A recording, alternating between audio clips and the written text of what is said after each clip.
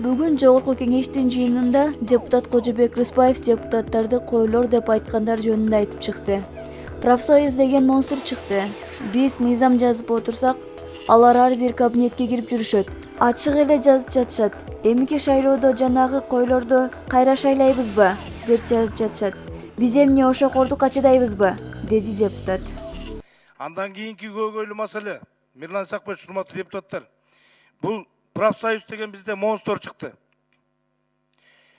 Ушу кабинеттен кабинетти кыдырып, биз мыйзам жазып атсак, ар кайсы депутаттын кабинетине кирип атат. Анан момундай чакырыктар болуп атат. Доброе утро, скоро опять этих баранов будем выбирать дейт. Ачык эле телефон менен жазып атышат. Курманбек мырза, биз эмне ушунчалык эле мындай, ушунчалык корду качыдайсыңарбы?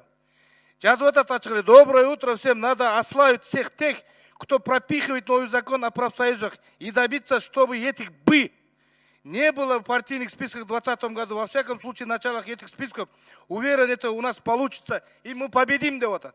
Номерлармен жазып атат. Мен азыр берип коеюн, Мирлан Исакбаевич. Чара колдоңула. Эмне бул, эмне деген сөз?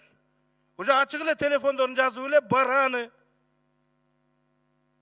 Мен бир жолу чимкириктер деп сөзгө айтып тур, элита деп койсом эмне дегендиги асылуу болду. Чынын айтам. Берде кимдер отурат?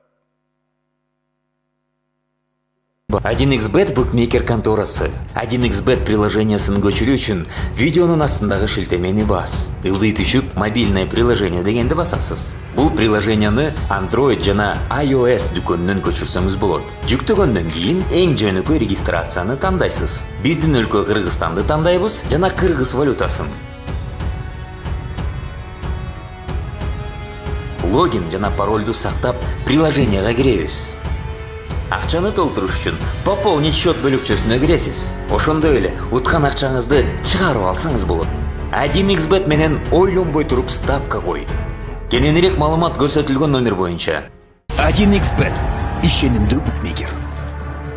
Видеонун астындагы шилтемени бар. $1000 пара алды деп кармалган Баткен облусунун Кадамжай районунун аскердик комиссары эркиндикке чыгып, кызматын өтөөгө жөнөтүлдү.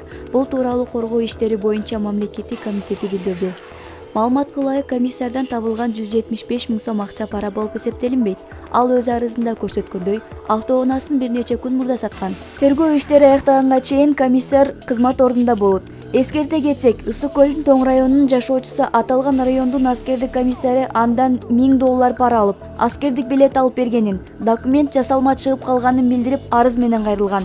Арыздануучу кызматкер акчасын кайтарып бербей жатканын да билдирген. Иликтөө учурунда аскердик комиссар Тоңдо иштегени такталып, кийин Кадамжай районуна которулуп кеткени аныкталды.